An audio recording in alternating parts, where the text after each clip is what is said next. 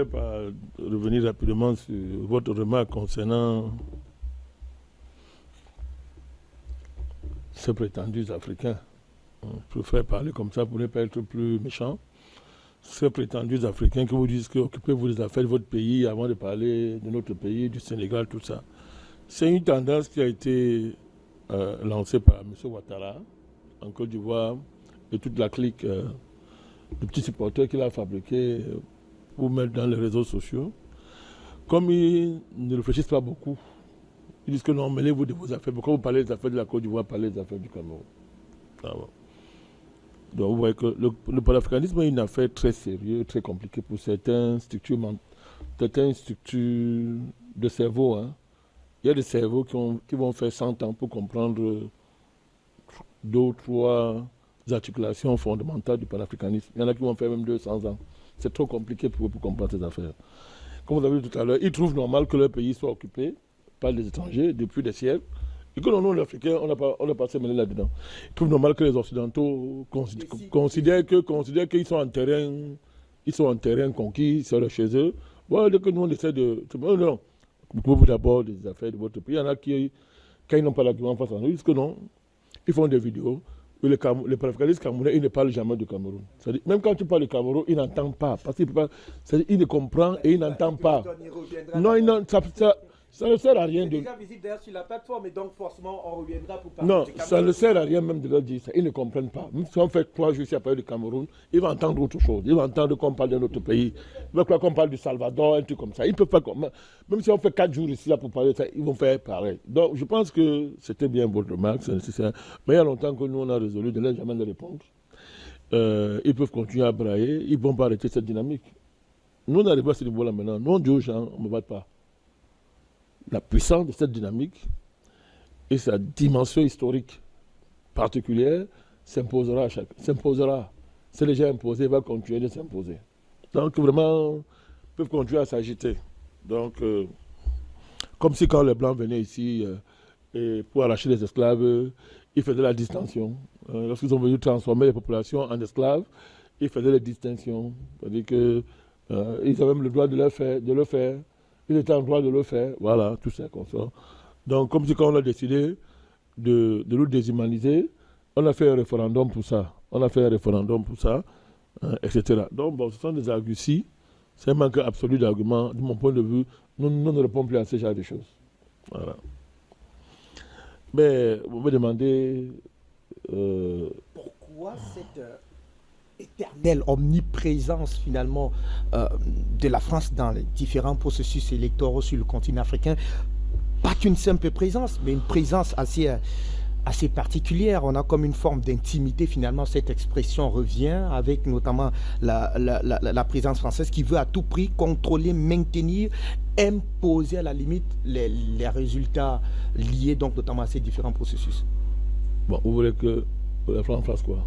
Qu'est-ce qu'elle sait faire d'autre? Qu'elle observe. Elle ne sait pas faire ça, elle ne saura jamais le faire. Qu'est-ce que la France... Puisqu'elle vend la démocratie. Qu'est-ce que la France... Oui, je suis d'accord. Elle vend la démocratie. Ceux qui achètent n'ont qu'à acheter. Vous savez, un marché de la démocratie, où il y a une offre unique, celle de la France, élargie à la communauté internationale autoproclamée, qui vend de la démocratie, comme on vend l'eau glacée là-bas chez nous à Douala. Donc ça fait rire. Vous voulez que la France fasse quoi? Qu'est-ce qu'elle peut faire d'autre? Qu'est-ce qu'elle sait faire d'autre? Vous croyez que la France peut fonctionner sans faire de la prédation? Vous croyez que la France peut supporter de véritables démocraties dans les pays africains? Vous croyez que c'est possible ça? Que la France est en capacité de supporter, je dis bien, de véritables démocraties en Afrique? Elle ne peut que faire ça. Elle fait ça depuis très longtemps. C'est la culture politique française dans ce rapport avec l'Afrique, c'est la mentalité française dans ce rapport avec l'Afrique. Il n'est pas concevable qu'on ait des dirigeants qui n'aient pas l'onction de la France. Donc le choc culturel, géopolitique et politique qui la tourmente, sérieusement, c'est que désormais les Africains ont dit ça va comme ça. Et que ce processus va en s'accélérant. Donc, nous ne sommes pas surpris encore que chez elle, parce que le Sénégal, c'est la maison de la France. Non, mais il ne dit pas seulement, c'est un fait. C'est-à-dire que la France est dans sa chambre. Comment vous demandez à quelqu'un d'aller pas se mêler ce qui se passe dans sa chambre? Elle est dans sa chambre, elle ne comprend pas que on veut élire des gens dans sa chambre et qu'elle ne contrôle pas de bout à bout, de fond en comble ce processus. Donc, c'est de cela qu'il s'agit.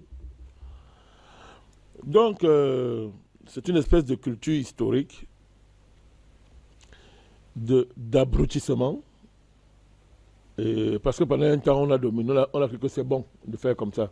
Non, c'est de l'abruti. C'est un pays, c'est un État abruti. Ce n'est pas seulement les êtres humains qui sont abrutis. Les États sont abrutis et s'abrutissent. C'est-à-dire, l'abrutissement veut dire que vous êtes un État abruti quand vous renversez les valeurs et vous croyez que ça peut durer éternellement. Vous renversez, n'est-ce pas, des normes universelles, c'est-à-dire que l'oppression suscite la rébellion contre l'impression, contre l'oppression. Et après la destruction de l'oppression et sa liquidation par l'opprimé. C'est une loi universelle. C'est ce que l'histoire nous enseigne tout le temps. Comme vous ne pouvez pas opprimer éternellement les gens. Il faut être bête pour croire qu'un système oppressif est une norme intangible et que ça va durer éternellement. Bon, si vous pensez comme ça, vous êtes bête. C'est de la bêtise. Donc, la France, c'est un État abruti, dirigé par de bons abrutis, qui pensent que le modèle français, là, je suis sérieux, c'est pas une injure que je fais. C'est pas une injure, hein. Bien sûr. C'est pas une injure. Vous pouvez chercher la signification du mot, hein. C'est pas une injure. C'est-à-dire, on veut normaliser un système abject, des procédés abjects. On veut normaliser ça, c'est-à-dire, l'Africain doit accepter qu'il est normal que la France s'accapare de ses richesses, de ses ressources et domine son territoire. On veut nous amener à dire que c'est normal. Mais c'est ce qu'aucun peuple citoyen n'a jamais accepté. Jamais. Ils se sont entretués là-bas en Europe pendant, si on prend seulement 2 guerres mondiales, je laisse les guerres de 100 ans, et toutes les guerres qu'on peut compter depuis l'Empire romain, hein, y compris par son éclatement. Et lorsque l'Empire romain éclate, les guerres qui ont opposé différents États, hein, en Europe, mais le but était quoi? C'était le refus de la prédation, c'était le refus, le moteur c'était quoi? Refuser que notre peuple me soumette, etc. C'est clair. Donc, que ce soit le prussianisme, que ce soit Napoléon et ses fantasmes de domination d'empire, etc., chaque fois qu'un empire s'est constitué, il va susciter un contre-empire, c'est-à-dire un contre-mouvement pour le renverser, le détruire. Parce que l'empire se construit en soumettant les peuples. Voilà pourquoi l'histoire est caractérisée par la précarité des empires. Les empires qui s'installent, et à la fin, on voit que la loi de l'histoire, c'est que les empires s'élèvent et chutent. Mais pourquoi ils chutent? Parce que les peuples dominés vont le renverser. Oh, ça va commencer par des petites révoltes comme ça, même très périphériques. Mais à force de gratter un caillou de la montagne, 2, 3, sur un terme long, la montagne finit par... Mais attends, mais commence, ces fondations commencent à s'émietter. Donc, c'est être abruti que de croire qu'on peut fonder indéfiniment un ordre de valeurs qui sont basés qui se concrétisent par la négation de l'humanité des autres et le blocage de leur aspiration à la liberté. Donc, de ce point de vue, moi je vous réponds, la France, j'ai déjà dit ça depuis des années, la France ne peut pas discuter avec un pays africain. C'est-à-dire que même là où elle est chez elle, hein, elle n'arrive pas à discuter, elle est même dans sa chambre. Vous voyez comment ils ont de la peine à parler avec Bassirou et Sonko. C'est-à-dire que la France ne peut pas discuter avec un Africain qui... Elle a du mal. L'État français ne peut pas parler avec un Africain émancipé. Avec un Africain qui considère qu'il est un vrai être humain. La France, les dirigeants français, et même bon nombre de Français. Vous voyez que Zemmour peut parler avec un vrai Africain. Quel dialogue peut-il avoir entre Zemmour et un Africain? Sérieux. Je pose la question. Je laisse le fait qu'il est effrayant.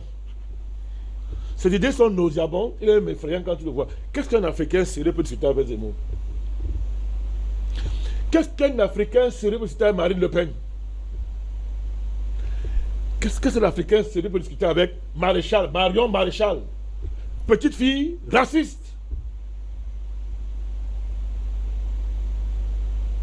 Qui regarde son frère sur une base d'infériorité. J'allais dire son semblable. C'est très compliqué pour elle. Le mot frère est compliqué pour eux. C'est compliqué pour eux. Mais maintenant, le semblable. C'est-à-dire, quand Marion Maréchal, commençons par elle paraît plus jeune, non? On peut dire que sa nièce, sa tante, je pense, ça fait longtemps qu'elle évolue dans les marécages du racisme, n'est-ce pas? Et de la négation de l'humanité, n'est-ce pas, des autres peuples, y compris des compatriotes français, qu'on va dire maintenant d'origine africaine. Et que c'est endurci. Hein? Le père a commencé, la fille. Maintenant, la nièce, on voit qu'elle est jeune et que les générations faisant, elle peut renouveler le socle de valeurs familiales. Non, elle est même pire. Vous la voyez derrière ces airs de jeunes filles, elle est pire, Marion Maréchal. Elle entend ce qu'elle dit des immigrés. Elle entend à quoi elle réduit l'immigré en France, surtout quand il est noir. Elle entend. Quelle discussion un Africain peut avoir pour une pareille personne? Sur la base de quoi? C'est-à-dire qu'il voit l'immigré à Paris, en France, comme quelqu'un qui détourne les prestations sociales. Quelqu'un qui n'est pas digne de recevoir les prestations sociales. Quelqu'un qui, à cause, n'est-ce pas, du fait qu'il reçoit les prestations sociales, est à l'origine des déficits budgétaires français. Quelqu'un qui a... Parce qu'on lui donne les prestations sociales selon son jargon, on donne rien du tout, on donne. Les Africains méritent ça, sont en droit de les recevoir en France, à cause de ce que non seulement... Parce que c'est l'Afrique qui a fait la France. Bien sûr. À tout point de vue, c'est l'Afrique qui a fait la France. Mais déjà, si une fillette, ni ça, est considérée que vraiment, hein, les Africains, là, vraiment, ils fuient la misère chez eux, ils viennent ici voler nos prestations sociales, et leur envahissement, leur surnombre ici fait que nous dépensons trop. Hein, la sécurité sociale dépense trop, et que si on veut résoudre la question du déficit budgétaire, il faut commencer par ça. Voilà tout le programme révolutionnaire de Marine Le Pen pour gagner les élections en France. C'est-à-dire que c'est un projet xénophobe, basé sur l'infériorisation des Africains et la révision de toutes les vérités historiques qu'il est la France à l'Afrique. Maintenant, bien sûr, vous laissez, non seulement la liste d'évasion fiscale, mais tout le pillage que les actionnaires, les actionnaires, n'est-ce pas? Bien sûr. Alors aux entreprises, 40 milliards d'euros. Tous les profits que les gars pillent, les gens travaillent pillent. Non, ils ne sont pas capables de réfléchir à ce genre de choses. Non, on trouve un bouc émissaire. L'immigré. Et ça fait pas. Et là maintenant, ça a contaminé toute la classe politique française. Monsieur Macron flirte matin, midi, soir avec les milieux d'extrême droite. C'est-à-dire, il flirte matin, midi, soir. Et il surjoue le péril sécuritaire. On surjoue le péril islamique. Il y a un ensemble de périls. On va surjouer le péril antisémite. On surjoue toutes ces choses-là. On va surjouer le péril banlieusard, les banlieues, qu'on a créé et rendu pauvres, qu'on a placé hors de la République à dessein. Mais aujourd'hui, on mobilise ça pour effrayer les bons Français. Pour effrayer les bobos, les bons Français, bien nés de familles riches, machin et consorts, qui ont des noms particuliers. Il ne faut pas les effrayer. Tous ces jeux-là qu'on fait la Fabrice, ça démontre l'incapacité de la France à discuter avec l'Afrique. Je ne parle pas des territoires d'outre-mer. Je parle pas de la France d'outre-mer. Voilà encore un endroit qui vous montre la réalité, la noirceur, le caractère ténébreux de l'État français. C'est-à-dire le niveau d'ombre de ténèbres qui sont sur la France comme ça. Donc, quand vous regardez tout ça, mon cher ami, les dirigeants français ne peuvent pas discuter avec un dirigeant. Vous pouvez tout dire de Bassirou ou de Diomaye. Ils ne sont pas les Sénégalais de 1960. C'est quand même une nouvelle génération qui, quoi qu'on dise, quand vous les voyez fonctionner, le logiciel mental quand même est différent. Le logiciel mental d'un Wade, d'un Diouf, d'un Senghor, d'un Macky Sall. C'est pas le même logiciel. Mais du coup, il y a Macron ne comprend pas. n'analyse pas bien cette affaire. C'est pas comme Bazoum, c'est pas comme Issoufou, c'est pas comme Ibeka, perd son âme. C'est pas comme un ensemble de dirigeants que vous connaissez là. Non, c'est pas comme ça. C'est-à-dire, il a de la peine à défendre. Donc ça, c'était pour répondre à votre question. Maintenant, quand on a dit ça, maintenant, commençons le vrai débat. J'ai écouté avec beaucoup d'attention mes prédécesseurs. Moi, mon combat depuis des années, moi, je combats la démocratie. Je combats la démocratie. Je n'accepte pas la démocratie version occidentale. D'accord. Comme étant un facteur d'émancipation de l'Afrique. Comme pouvant permettre à l'Afrique de se libérer à quelque niveau que ce soit. Même que sur le plan des oripeaux politiques, la démocratie version occidentale ne peut rien apporter de fondamental à l'Afrique. Ça, c'est ma position depuis que je ne bouge pas de ça. Et moi, j'attends qu'on me démontre le contraire. Voilà le principe. Donc, du coup, je ne peux pas avoir le même rapport avec ceux qui pensent qu'il suffit qu'il y ait une bourrasque électorale dans un pays qui change la tête des dirigeants pour qu'on commence à jouir partout, on sautille partout, on dit que le monde a changé. Non, je ne peux pas. Je regarde tout ça à distance. Je ne peux pas. Du coup, je ne suis pas impressionné par ce qui se passe au Sénégal. Je suis désolé. Je ne suis pas impressionné. On dira que vous êtes très dur à l'endroit du peuple sénégalais, qui a quand même fait montre d'un certain nombre de maturité. Je rappelle que nous n'avons pas cessé de dire ici. Et je rappelle ça aux sonkoïstes, aux gens du PASTEF. Il faut qu'on soit un peu sérieux envers les panafricanistes si on prétend qu'on est panafricaniste. Il faut un peu de sérieux. Nous n'avons pas cessé de dire ici qu'entre Macky Sall et Sonko, notre choix c'est qui? Bertrand l'a dit. Si non, je ici, suis dans l'urne, je déchire le billet Macky Sall et je mets dans l'urne. Nous avons dit ici depuis le débat que s'il y a un choix à faire entre Macky Sall et Sonko, ils sont réfléchis. J'ai expliqué ça ici, non?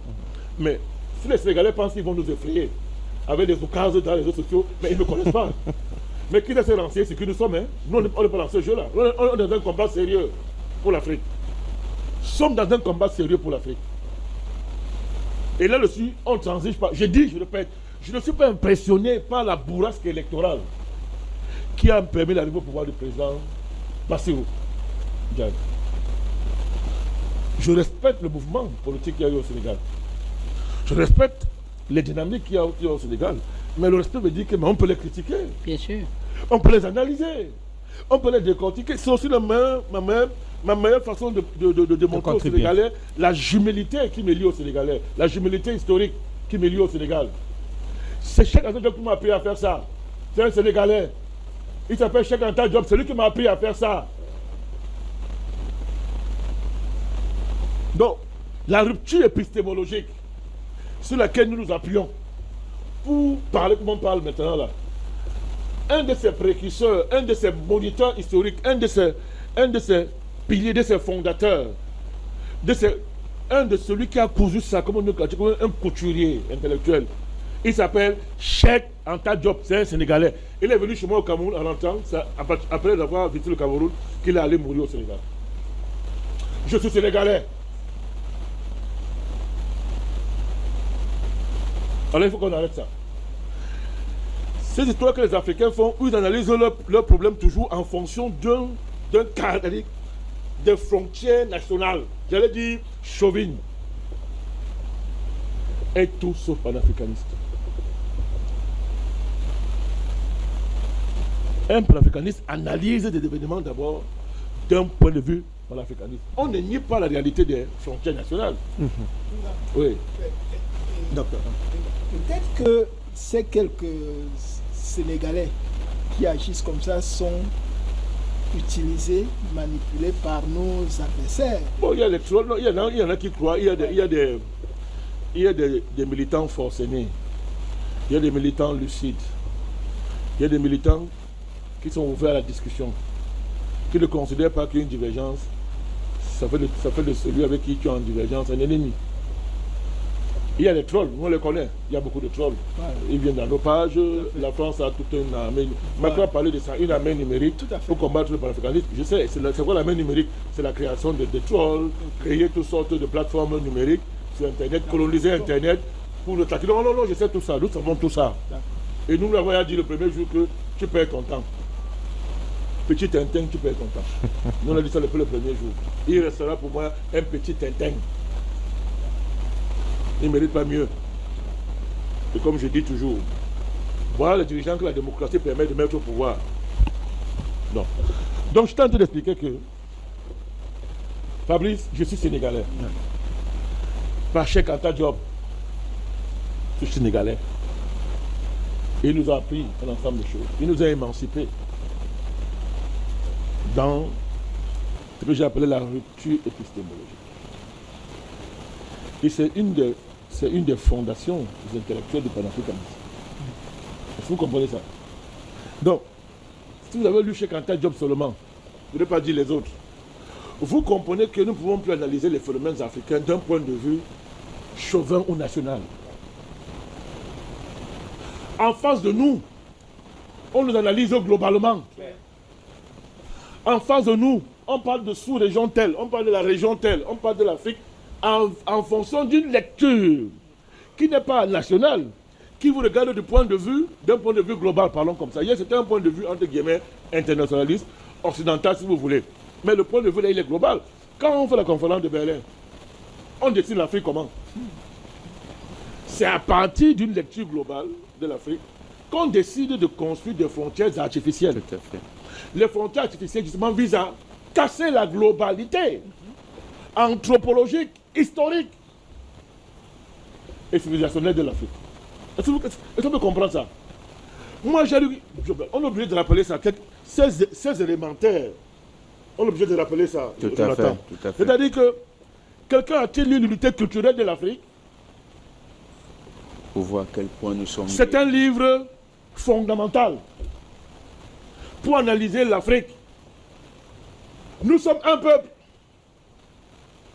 C'est ce que dit l'unité culturelle de l'Afrique. La diversité, les diversités tribales, les diversités, parlons comme ça, anthropologiques, entre guillemets, n'empêchent pas l'unité culturelle de l'Afrique. Et Cheikh l'a démontré. Et les continuateurs font ce travail jusqu'à aujourd'hui. Mais l'Africain préfère mettre ça de côté et emprunter les lunettes coloniales pour lire sa propre destinée. Et il croit qu'il n'y a pas une articulation entre ce qui se passe dans un pays africain avec notre pays africain. Nous avons les mêmes problèmes pratiquement. Le même ennemi pratiquement. Même dynamique que nous combattent. Mais face à eux, nous nous présentons chacun dans son coin. Représentant de tel pays, machin et consort.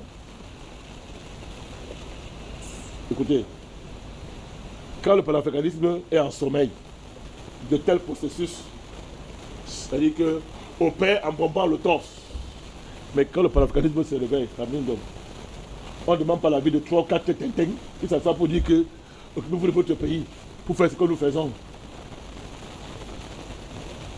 Donc, de ce point de vue, la démocratie telle qu'elle se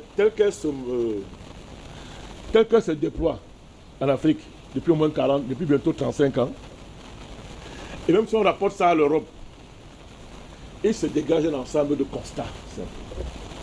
La démocratie n'a développé aucun pays, ça c'est l'histoire. Mais plus grave encore, la démocratie n'arrive plus à améliorer les conditions de vie des citoyens européens. C'est qui nous ont imposé ce système de gouvernance. Je dis que la démocratie ne règle plus les problèmes sociaux des Européens et des Américains. L'Amérique, c'est le dollar. Quand un président montre, il fabrique le dollar comme ça, il partage. Après, on organise 2 ou 3 guerres. Quand ce n'est pas la guerre, on fait de la fémania monétaire économique pour aller voler les richesses des autres. C'est ça l'Amérique. C'est pas la démocratie américaine le jour où vous allez supprimer le dollar aux Américains, vous allez voir la vraie démocratie américaine alors. Vous allez voir sa réalité. Vous allez voir si on peut démocratiser un pays où les conditions d'économie ne permettent pas de le faire. C'est-à-dire, si les conditions économiques ne permettent pas un certain niveau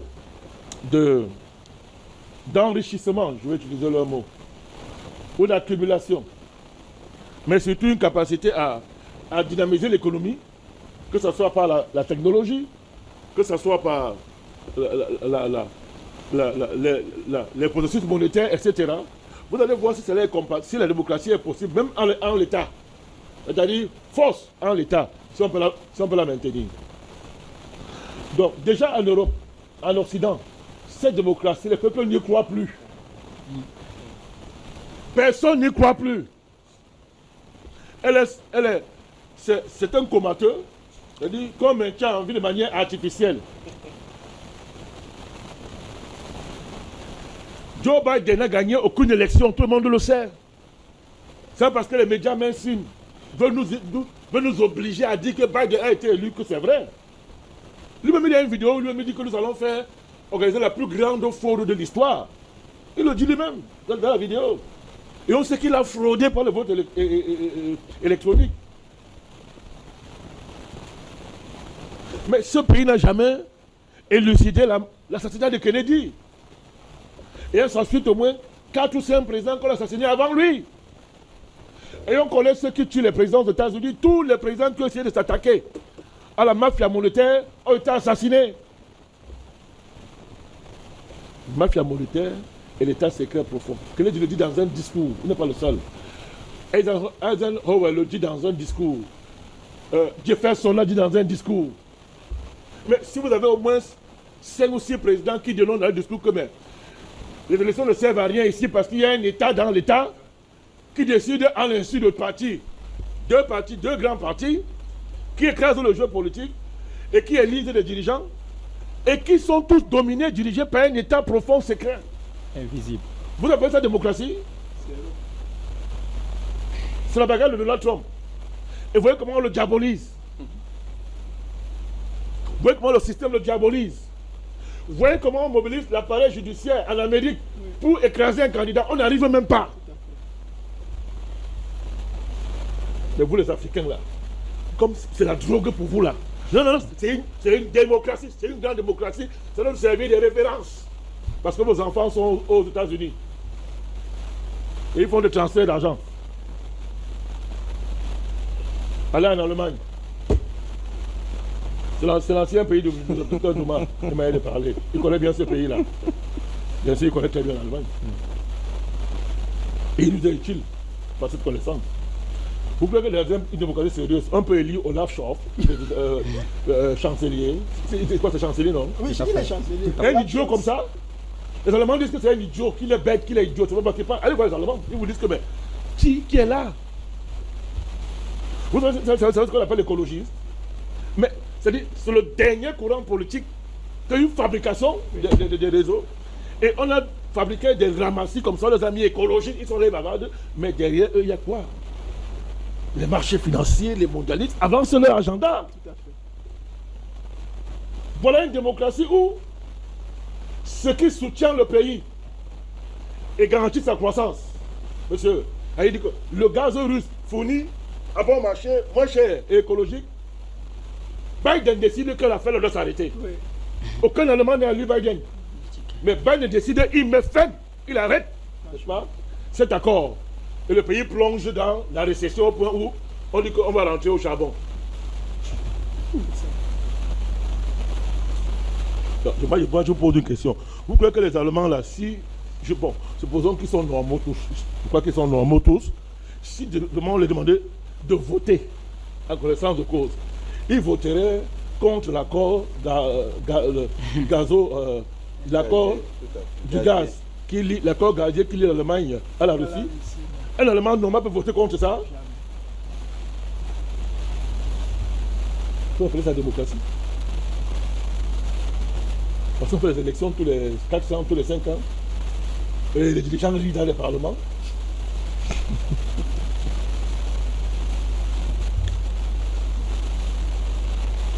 La question de l'extrême droite et des courants xénophobes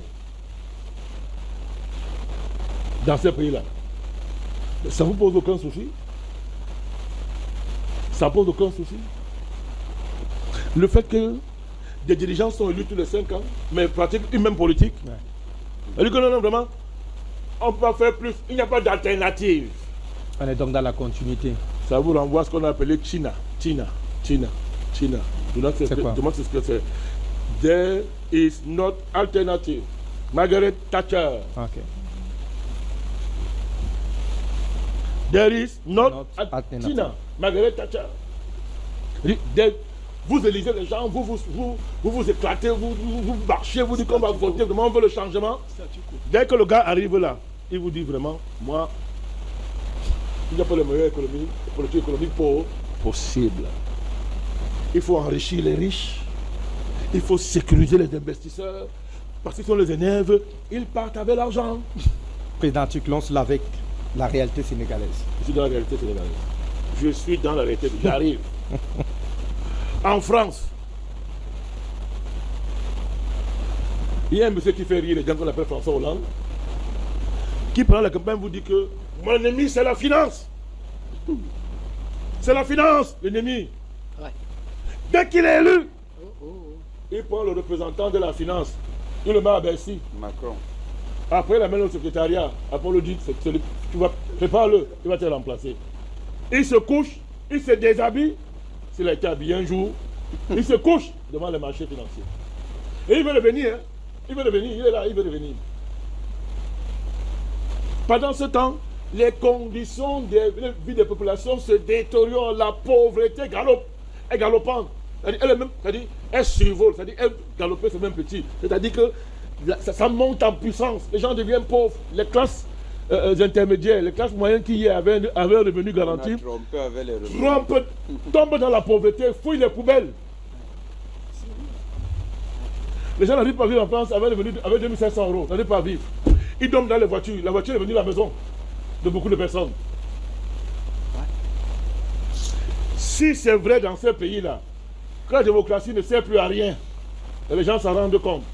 Et la démonstration magistrale qu'on n'est plus en démocratie dans ces pays, c'est pas le coronavirus. Voilà. Mais qu'est-ce qu'il y a avec vous les Africains? C'est pas le coronavirus. Vous le fois maintenant tous les gouvernements acceptés. L'Allemagne vient de le connaître, partout on le connaît. Oui, on s'est trompé, il n'y avait rien. Oui, c'était le marché comme ça. Mais combien de gens sont morts? Dans une démocratie, on tue les gens comme ça? 4 millions. Sans enquête. Dans une démocratie, que fait Ursula von der Leyen au Parlement européen? Sa place n'est pas en prison. Les contrats truqués, mensonges partout, tout ça est comme ça. Une mafiosie de taille. Mais elle dirige le temple de la démocratie, monsieur. Comme ça que le président du Parlement européen, le temple de la démocratie, c'est dirigé par une descendante d'Al Capone. Ursula von der Leyen. Alors, revenons dans ce livre. Pourquoi je parle de tout ça? Pour vous dire que si le modèle là que vous voulez imiter ne marche pas dans sa terre natale,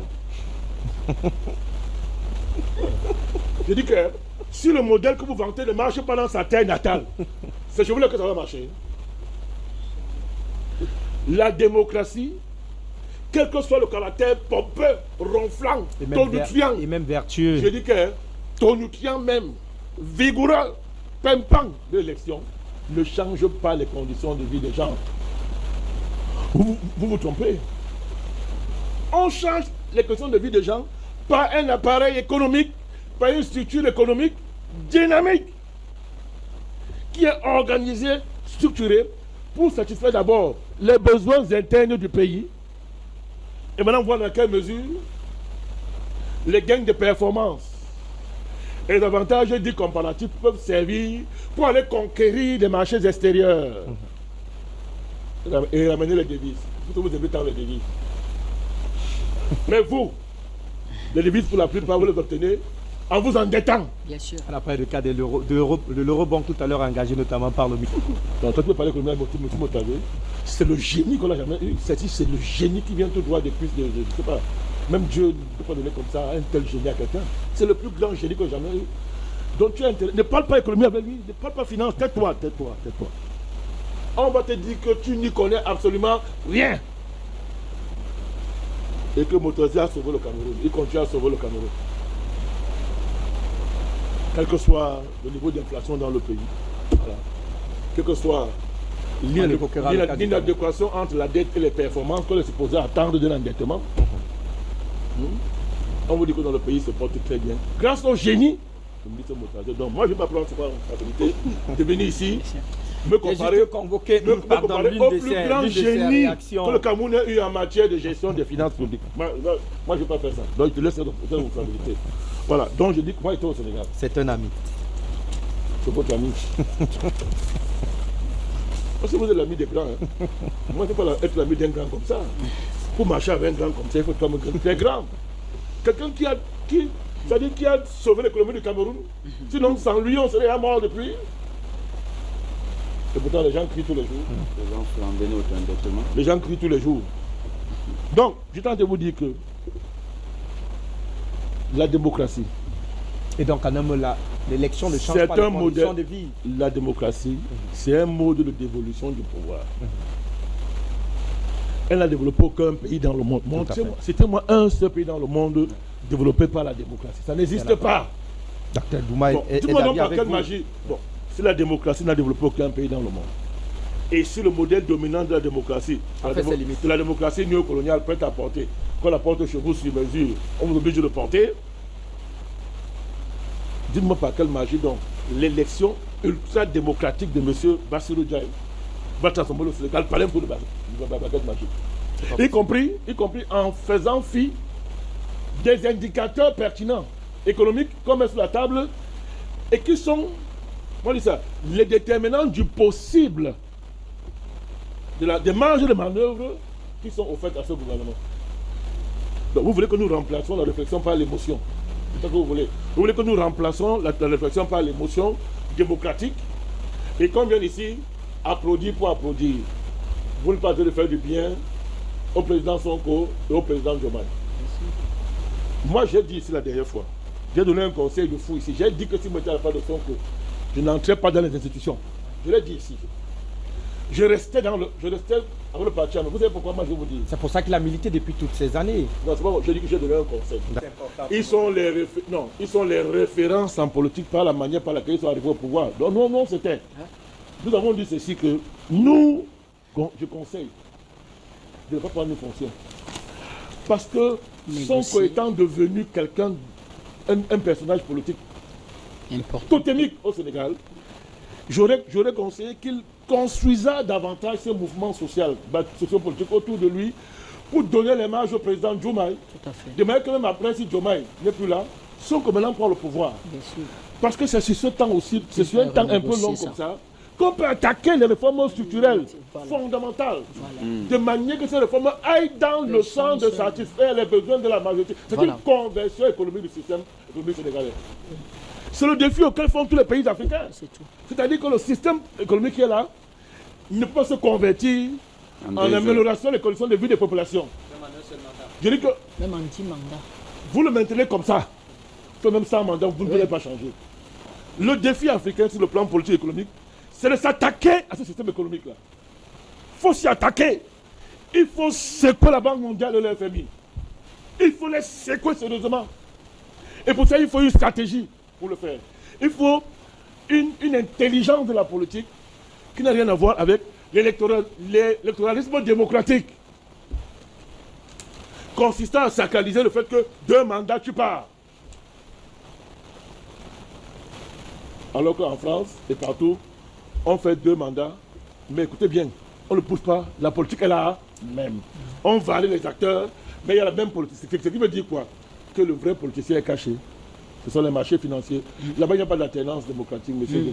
Vous savez très bien qu'il n'y a pas d'élection dans les marchés financiers. On touche rien là-bas, vous le savez très bien. Voilà. Banque mondiale, il n'y a pas d'élection. C'est la comédie qu'il n'y a pas d'élection là-bas. On nomme et on dicte. Vous suivez. Donc, vous dites que, je vous ai dit ici que c'est ça le défi. Et quand nous le disons, nous, on veut seulement aider nos frères du Sénégal. On veut les aider. Nous ne sommes pas des flagonnants. Je n'ai pas demandé à être invité au Sénégal. Non, on n'est pas là pour ça. Nous ne voulons pas être l'ami de Sonko ni de Diomaye. Mais on pose le problème sur la table. Et nous sommes sûrs que demain, quand le temps passera un peu, on peut avoir raison. Tout à fait. Si les gens ne veulent pas comprendre le défi qu'il y a là au Sénégal, en tout cas, est-ce que nous on table le corps? J'espère que les gens ont le courage de dire qu'ils avaient sonné le torse, ils avaient raison. D'accord. Ça ne veut pas dire que il ne s'est rien passé au Sénégal. Attends, non. Il y a l'arrivée au pouvoir d'une dynamique populaire conséquente. Nous demandons de transformer cette dynamique populaire en une stratégie de libération économique du pays. Ouais, c'est tout. Voilà tout ce que nous disons. Mais d'autres disent qu'une fois arrivés au pouvoir là, non, c'est fini, ils ont gagné. Ouais. Parce qu'ils sont des démocrates. Et les jeunes. Ils sont des démocrates. C'est ce qu'ils sont en train de dire. Et à partir de là, quand vous analysez, Douma vient de vous démontrer ça de façon magistrale, la question de la structure économique du Sénégal, qui est la même que les pays néocoloniaux français là. C'est la même chose. Dépendance extérieure, extraversion totale de l'économie. Absence de base économique digne de son nom. On importe les denrées de première nécessité. Surendettement. J'allais dire mauvais endettement. Très mauvais endettement. C'est-à-dire, on s'endette pour financer le fonctionnement de l'État et la consommation des élites qui sont au cœur de l'État. Si vous voulez vous endetter, mais endettez-vous au moins pour construire une base économique au pays. Que le pays produise son électricité, qu'il produise l'essentiel des besoins alimentaires que le pays consomme. En matière, bref, des besoins alimentaires, c'est ce qu'on appelle la base économique d'un pays. Vous voulez construire un barrage, financement Banque mondiale et machin. Et quand on finance, ils viennent s'ingérer dans tous les petits élémentaires techniques du barrage. Technique, le Cameroun vit ça aujourd'hui. Voilà la Tigale. On a dit on mettait ça en fonctionnement en mars. Bon, maintenant on renvoie vers la décembre. Pourquoi? Une articulation entre la Tigale et le reste de la stratégie en matière de stratégie énergétique du pays. Une adéquation. C'est-à-dire, Natigal, on vient le jeter dans le système énergétique, avec le système de barrage qu'on est en train de construire, etc. On jette Natigal là-dedans, on se rend compte qu'il y a une articulation. Il n'y a même pas de ligne de transport. Rien. On envoie décembre. Mais que Dieu nous entende, et quand décembre, alors on peut mettre l'énergie à la difficulté le Camerounais. Donc pour dire quoi? Pour dire que le système sénégalais, c'est quoi, Fabrindo? Je l'ai dit la semaine dernière, je vais me répéter, on n'a pas le choix. Le Sénégal a été construit sur la base, on a fait émerger le Sénégal sur la base de 2 ou 3 compromis fondamentaux. Un, le compromis géopolitique. C'est-à-dire que le Sénégal est une base arrière de la géopolitique occidentale en Afrique, en général, et particulièrement de la France. Depuis, ça n'a pas changé. La question est de savoir si l'élection triomphante de Bassirou Diaye et du président Sonko est en mesure de changer ce verrou géopolitique. Vous me suivez? Quel est le prix à payer pour changer un tel verrou géopolitique? Est-ce que Sonko et le président Bassirou Diaye, Diomaye, pardon, veulent payer ce prix? Le deuxième défi, le deuxième verrou, il y a des compromis. On ne peut pas dire compromission géopolitique. C'est les fonctions géoéconomiques du Sénégal. On vous a dit sur ce plateau que le Sénégal a été créé parce qu'on voulait refuser la façade maritime à un pays. Vous l'avez oublié? Voilà celui qui raconte ça tous les jours. Et c'est la vérité historique, c'est clair et net. Alors, lorsqu'on vous a créé parce qu'on va empêcher à un pays d'avoir une façade maritime, c'est votre port. Est-ce qu'aujourd'hui, on est capable de convertir le port du Sénégal, le port de Dakar, de le transformer, de l'amener à jouer notre rôle, pour par exemple ce vieux rôle historique qu'on lui a compris?